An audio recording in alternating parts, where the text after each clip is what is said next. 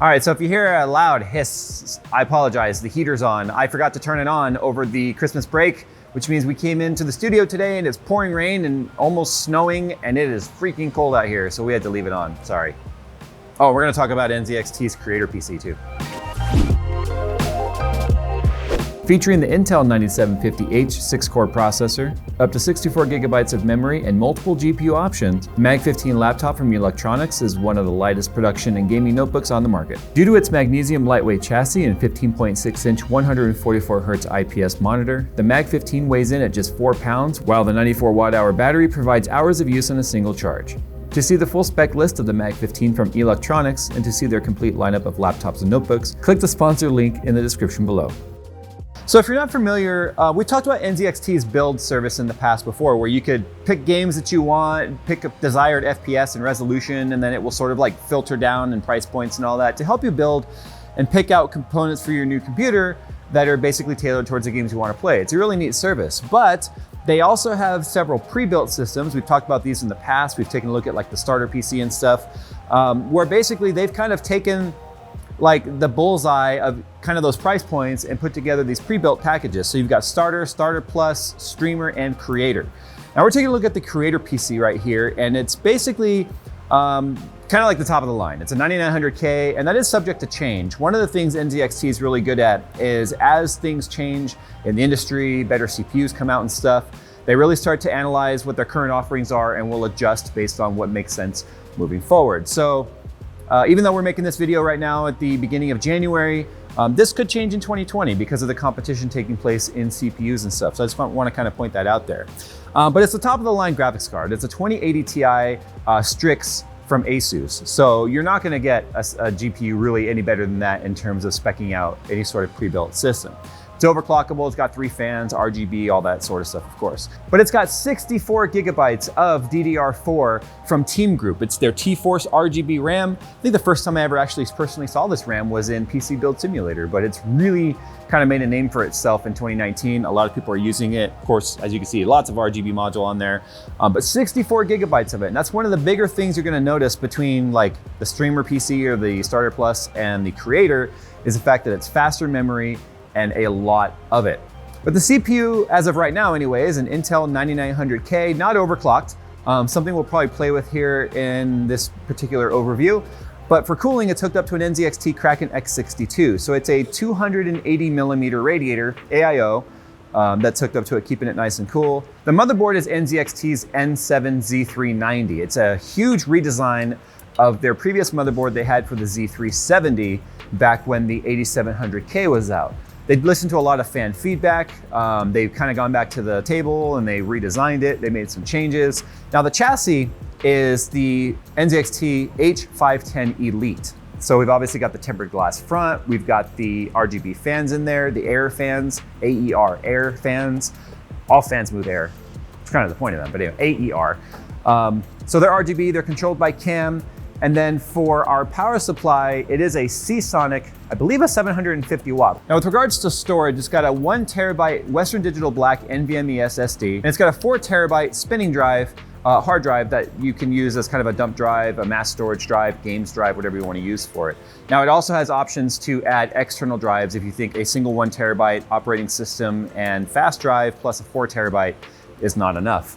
But let's go and kind of take a look at the build quality here real quick. So this is obviously the white 510 Elite. You can also get it in a black. And as you can see, everything is certainly tidy. It's got the CAM module built in right there, 3 extra fan headers if you need them. The fans that are currently in here, I believe, are being controlled by probably the motherboard, because the N7 motherboard, and that's one of the reasons why they use their own motherboard in the pre-builds, is because it's also running off CAM. And we're gonna take a look at CAM in a second here. I said in a previous video, CAM is completely revamped, and I want to test the overhead and see what kind of system impact it's going to have, because that's one of the things people really complained about with CAM in the past, was how system intensive it was in terms of resources. But it's got 3 CAM headers on it, so that allows you to control, you know, your fan lighting or strip lighting and such with the motherboard without even having to add another module in here. So as you can see, there's no additional CAM module. It's running straight off the motherboard. In fact, even this guy right here doesn't even have any fans or anything hooked up to it because it doesn't need it. So it gives you expandability already ready to go if you want to add different fans or add more air fans on here. And it also doesn't have to have the extra bulk and power of the actual cam module. We got a chance to go down to their headquarters and actually watch some of the guys build this. It's kind of cool the way they build these systems. They all have their own build stations, and then they pick all the parts and then they build it, or otherwise they're building these and then stocking them ready to go. And you order it before 11 a.m., it ships the same day. So probably one of the fastest SIs that are out there when it comes to getting your system. And as you can see from the business side right there, it's really pretty. And I'm actually using one of the cam presets on there in terms of the lighting, but we'll show you all that. Some of you might be wondering by now, Jay, what makes it a Creator PC? This sounds like a pretty dope gaming PC to me. Well, you're right. I've said this in the past. Fast gaming computers make great workstations, editing rigs, Photoshop rigs. So it's really difficult to take a budget PC and turn it into a workstation. But it's really easy to take a workstation / professional grade PC components like we have in here and make them a gaming system. So the Creator system basically is kind of like their streaming and their gaming rolled into one with all top tier components. So we're gonna start by taking a look at cam here. So we'll start here by looking at CPU. So you can see our CPU is sitting at 1% load right now. Now let me caveat that. I have turned off Defender and I have turned off Aura and all that sort of stuff. I wanna see what cam itself is using. But as you can see right now, cam just sitting here is 0 to 1%. And what I like is that if you click on this, it actually gives you a little bit more information. So you can see a history of the load, you can see a history of the temperatures. Currently, as you can see, we're sitting at 23C, 25C. You can see our clock speed. I do have it set to high performance mode, but we can also go back here and see, same thing with GPU. GPU clock speed, GPU temp, fan speed, load, RAM. You can even see what your timings are. Look, 16, 16, 16, 39. So if you keep an eye right here on the monitoring, it'll actually tell you what is using the internet and how much of it. So if we go to fast.com, which is basically just connecting to Netflix server, you can see that we are downloading, it's converting the megabits to megabytes right here.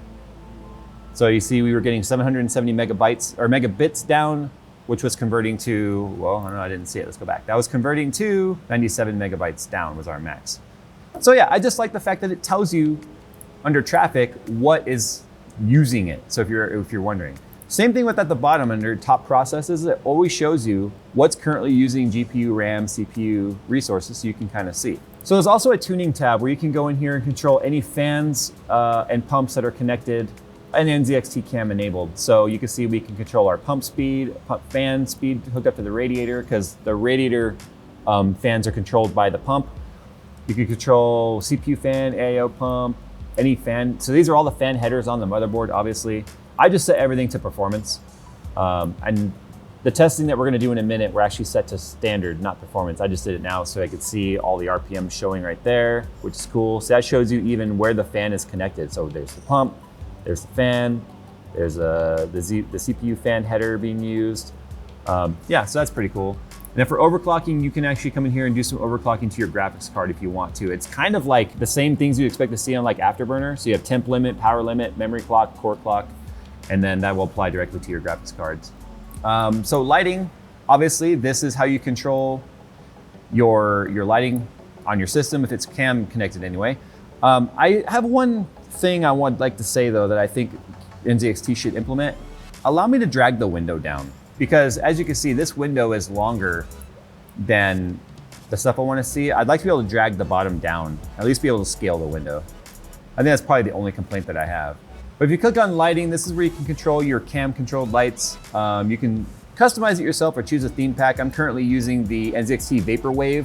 It's basically a mix of like violets and blues, kind of like a very like Tron-y neon effect. So you can see it switch the strip and the AER2 fan. And then they change the logo and crack it and all that. But you can change everything you want yourself here. Hey, let's go ahead and trigger everyone. Let's go wave. But you'll notice too that the graphics card and the RAM are not matching. And that's because the graphics card is ASUS, so it has to use Aura and only works with Aura. And the RAM apparently is not addressable by CAM. So the RAM is gonna have to be controlled by Aura as well. So I'm gonna go ahead and put this back to the Vaporwave because I like that. And I had already set the lighting in Aura to match that. But I wanna show you something here. Let me open CAM back up. We are currently sitting here at 1% CPU 2%, 1%. If I open Aura, you'll notice lighting service automatically starts using about 3 to 5% of usage right here. This is Aura's lighting service. So I want to kind of see what uses more energy in terms of CPU usage on there. So now watch, you see how our CPU is now just idling at about 4%, it'll say 5, sometimes 7. So we're gonna use Cinebench R20 for seeing how much weight NZXT's cam is actually putting on the system. So we're gonna start with it open, and we're gonna run an average 3 tests on CPU for R20, and then we'll turn off cam and average 3 tests and see what the difference in score is. The reason why I'm doing 3 is just because there's always gonna be some fluctuation.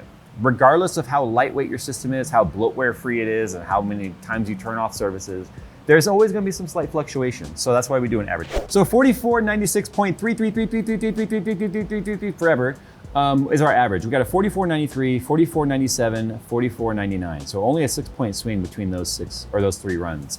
So we're gonna close cam now. That's another nice thing about their pre-built PCs and their build PCs is the fact that they come pretty bloatware free. They only have cam installed, and then they only have Aura installed on this one because it's an Asus graphics card. And also too, maximum temperature we saw was 60 degrees. 60 degrees under low. Now it is 4.3 gigahertz all core, which is factory out of the box setting from the 9900K. One of the best things about the 9900K is you're guaranteed like 4.8, 4.9, most of them hit 5. So we're gonna overclock it to like 4.8 just to see what happens with the temperatures. But we're not doing an in-depth review of the performance of the system simply because of the fact that it's a 9900K running a 2080 Ti with a Kraken X62 cooler. Things that have been out for a while and have been reviewed many of times. So we already know where they sort of fall. All right, so the 3 runs on there was a 4530, 4533, and a 4523. A little bit more of a swing, which is kind of funny, which gave us an average of 4528.6.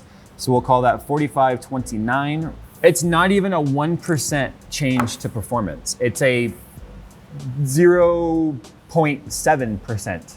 No, yeah, it's a 0.7% change in performance, which is funny because that's actually less than the percentage it was saying it would do, like it's using of CPU resources when it was like 1, 2, 1, 2, and sometimes it said 0. So less than 1% of overhead. Now I need something to compare that to. We know that that's that. I'm curious now with Aura running, what our difference is gonna be. So cam is closed, no cam, Aura is open, which means that we now should have that lighting service running. There it is, lighting service 32-bit. You can see it's using 6% of our CPU right there. It used up to 7 while it was booting, but it's just idling at 5%. So this is the first test, and I'm gonna predict based on that 5 to 6% usage what it's gonna be. Our cam close score with nothing running was an average of about 4529. I wanna say it's gonna be a 4420. 4291. Okay. So our average of those 3 runs was a 4289 divided by our average, which was with everything closed, 5.3%. So one last thing I want to take a look at here is I want to go into the BIOS because I want to see what's available to us with the N7 motherboard in terms of overclocking. Because for the test that you just saw, that was at 4.3. That's the NZXT, or that's the, whoa, that's a pretty BIOS. I forgot that this is how good it looked. Looks the same as it did in the past, but I forgot this was very like simplified, if you will. But the 4.3 all-core turbo clock is just the Intel out-of-the-box settings. And so obviously the 9900K being an overclocking CPU that's got amazing overhead, it can go all the way to 5 gigahertz in almost every instance. I just want to see what we can do here. I'm gonna go 4.9. I'm fairly certain it can do it. I only wish that they had put the Q code on the front of the motherboard where you can see it. They put it in the back, which to me personally, that's not very useful. But at least they did put Surface power button and reset button back there. All right, so we're booted up. You can see we're at 4.9. It's showing right there. Does it show me voltage? No, but that's fine. So let's see how much performance gain we got. Lighting services is turned off. Like I showed, if you start Aura and then close Aura, lighting services stays running, so that is off. Cam is running. We know it's using less than 1%. Our average of cam running at stock speed was 4496. So from a 4496 to a 5062, and that's obviously because of overclocking. It's amazing what an extra 600 megahertz will do. So here's the bottom line. This is not the first time we've looked at NZXT's pre-builds. It's not the first time we've looked at, well, this isn't one, but we've looked at the BLD where we ordered one and then we got to see it built and all that sort of stuff. NZXT is out here as enthusiasts. I've been to the facility, I've met the team. They are gamers, trust me. They have like, each of their build stations, they're kind of allowed to decorate it however they want.